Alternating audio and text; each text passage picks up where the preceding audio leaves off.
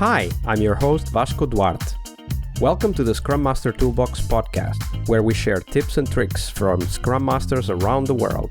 Every day, we bring you inspiring answers to important questions that all Scrum Masters face day after day.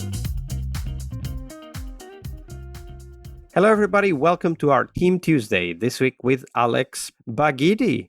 Hi, Vasco. Welcome back to the show. Today's Tuesday, we talk about teams and how sometimes they become their own worst enemy. But before we dive into that, we want to hear from you. What was the book that most inspired you as a Scrum Master? It's funny that you're talking about teams because it's a book about teams. This one right here, The 5 Dysfunctions of a Team by Patrick Lencioni. This book is amazing. I recommend you the manga version. There is a manga version with visual. I'm a visual learner, so it wasn't the same experience when I read it just in a book with just words versus with the images and the illustrations. It's really great. So great book, not too long. If you can go for it, pretty interesting on Amazon. And I have 2 bonus for you guys for Scrum Masters out there starting or with a little bit of experience, just to work on your coaching skills. The Hitchhiker's Guide to Coaching. A good friend of mine, Ryan Ripley, another PST, recommended this one to me. So great book. I suggest that for you. It's by the Agile 42 team. And the last one on the list, I've been reading this one so much when I was preparing on my PST journey. Fixing Your Scrum by Ryan Ripley and Todd Miller. Excellent book. What I love about this one is the practical solution, practical experience shared by those 2 PSTs in the book. Really, really easy read and go straight to the point. So I love it. Absolutely. So I have a question for you. In the 5 Dysfunctions of a Team, what was one thing that you remember from that book that you think all Scrum Masters should know about? That's a good question. I would say there's so many interesting things in there. One of the dysfunctions was the lack of trust that I experienced in so many other companies. And how do you face it? You know, people don't understand what's going on. And when trust is not there, how can I be open to feedback? How can I have that psychological safety in place? How can we inspect and adapt efficiently? So these things are in the book. Catherine, the person who is in the book, explains and gives you suggestions on how to deal with that, the lack of commitment and other dysfunctions. So really that aspect about trust was the one that marked me a lot because it's not an easy one. Absolutely, and definitely great recommendation. So, Alex, now we turn our attention to the teams that the book talks about, but we're talking about one of your teams, the teams that you work with. And we want to hear a story of a team that over time kind of developed this pattern, this behavior that, spiraled or snowballed and became a big problem for the team. Tell us a little bit about the context and tell us how that pattern or behavior developed over time. One team that comes to mind, I have a couple story that comes to mind, but one in particular, I was a Scrum Master not so long ago. It was a little bit before the pandemic for a company who have 2 parts. One they are selling, goods, groceries and things like that. They're doing it in stores, but also online. So I was a Scrum Master in the team working on the online platform, selling online. That was a small team that was just getting started, The team was actually in 2 parts. We had a team working on the back end of that e-commerce platform, and we had another part of the team working on the front end, which wasn't in that company. Let's call the company Inc. Okay, whatever. Or Vasco Inc., even better. So Vasco Inc. is the grocery company with the big e-commerce platform. And let's say Alex Inc. was dealing just with the front end. Okay.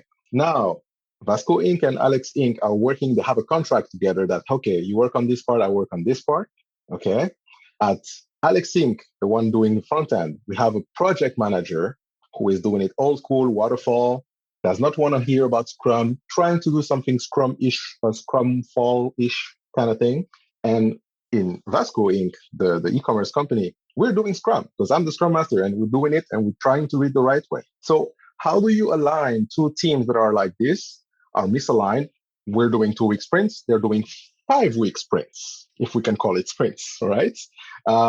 we have a certain backlog structured in a way. We have a PO. They have just a project manager and a coordinator in the team.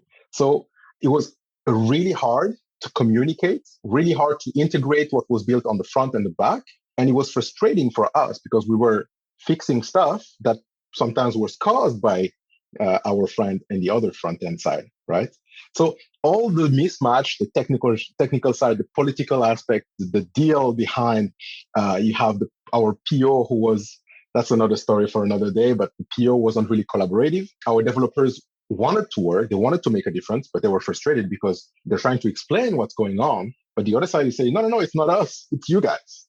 So how do you do, right, as a Scrum Master when all these things are in place? I cannot go and say to the boss, change the contract and bring back all the front end with us. How can I do that? I can make things transparent. I can explain where the problem is coming from, but there are decisions I cannot make because, right, I'm the Scrum Master. I can make sure that we limit the impact of that situation to the team and find ways to work with the organization to make it better. How did you do it though? Like, because one of the things that comes to mind is just the basic mismatch between a 5 and a 2 week sprint. Because of course, if somebody has a 5 week sprint, you bet they have a 5 week testing period after the sprint, right? That's something else.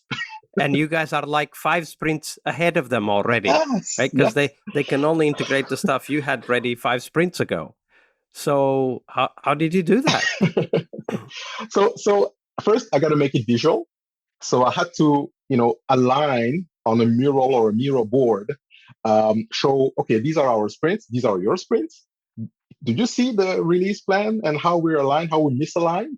And when the PM looked at it, he was like, oh, okay, now I see it. So sometimes just making it visual helps than just sending emails and explaining with words. I think, an image is worth 1,000 words. So it's just make the problem transparent first to the right people, the people who can decide and make a difference and take the right decision at the right time. So I think that's what helped start some kind of solution because it took some time to solve that issue.